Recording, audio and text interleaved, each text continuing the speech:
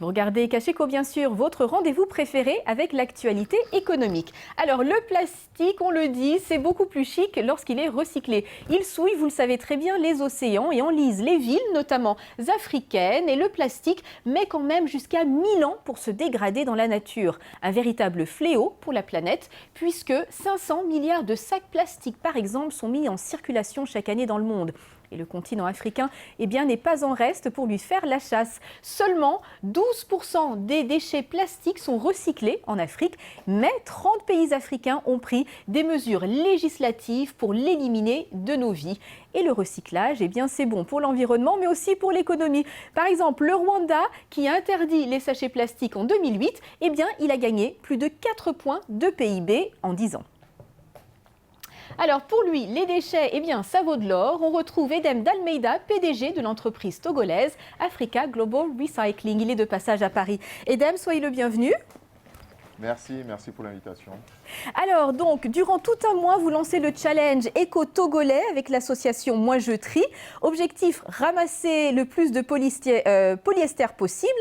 Alors pourquoi une telle initiative ? Alors, il s'agit effectivement de polystyrène et notamment de polystyrène expansé. C'est communément tous les emballages pour les plats emportés. Alors, le débat sur les sacs plastiques nous détourne souvent l'attention sur d'autres types de plastiques tout aussi polluants. Et le polystyrène en est un qui mettra près d'un demi-millénaire pour se dégrader dans l'environnement. Alors c'est vrai qu'il faut vraiment faire la différence entre les différentes sortes de plastique. Donc je veux quand même mentionner que jusqu'au 10 mars, pour ramasser 1 tonne de polystyrène, on peut remporter jusqu'à 1 million de francs CFA. C'est comme ça que vous comptez un petit peu motiver les Togolais ?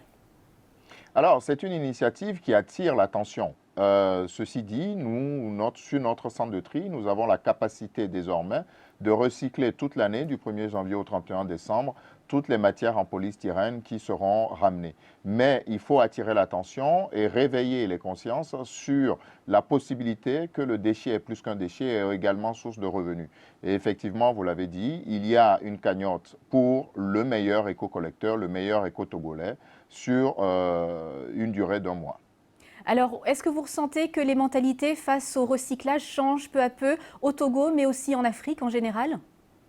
Indéniablement, les mentalités changent. Nous souffrons surtout d'un manque d'approche qui soit plutôt global, parce que la question des déchets, la question des plastiques est souvent abordée soit sous le coup de l'émotion, soit comme une action humanitaire, comme j'ai l'habitude de le dire.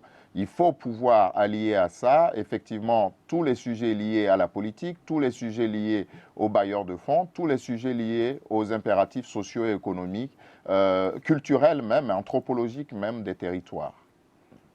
Merci beaucoup, Edem d'Almeida, d'avoir répondu à nos questions.